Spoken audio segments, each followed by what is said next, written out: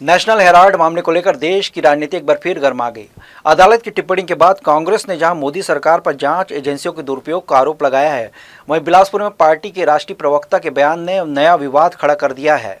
National Herald मामले में अदालत की कार्रवाई के बाद प्रवर्तन निर्देशालय को बड़ा झटका लगा है।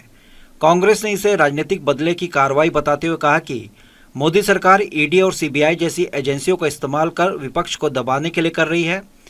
कांग्रेस का आरोप है कि सोनिया गांधी और राहुल गांधी के खिलाफ मामले में न तो कोई ठोस कानूनी आधार है और न ही मनी लॉन्ड्रिंग का प्रमाण। पार्टी का दावा है कि वर्षों तक एजेंसियों ने खुद एफआईआर न होने की बात मानी, लेकिन बाद में राजनीतिक दबाव में कार्रवाई की गई। इसी मुद्दे को लेकर शनिवार को अखिल भारतीय कांग्रेस कमेटी की राष्ट्रीय प्रवक्ता विंग कमांडर अनुमा आचार्य बिलासपुर प्रवास पर रही। इस दौरान उन्होंने पदाधिकारियों से मुलाकात की और शहर के एक होटल में पत्रकारों से चर्चा की।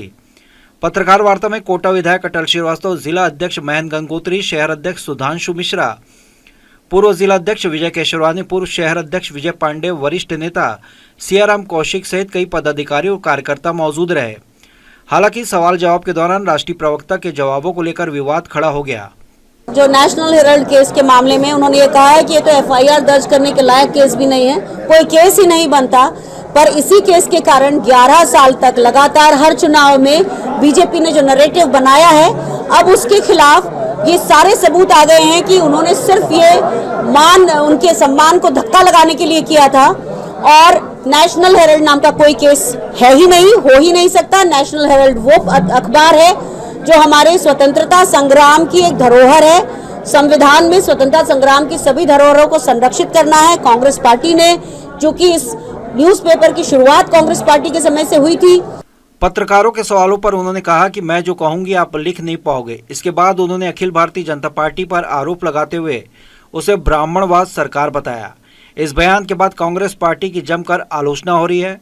ब्राह्मण समाज के लोगों में नाराजगी देखी जा रही है। वहीं राजनीतिक गलियारों में इस टिप्पणी को कांग्रेस के लिए असहज स्थिति पैदा करने वाला बताया जा रहा है। ये सरकार मनुवादी सरकार है, ब्राह्मणवादी सरकार है। कांकेर के चर्च पर हमला भी ये बताता है कि इसको सिर्फ अपनी हेकड़ी चलानी है, ब्राह्मणवाद को बढ़ावा देना है।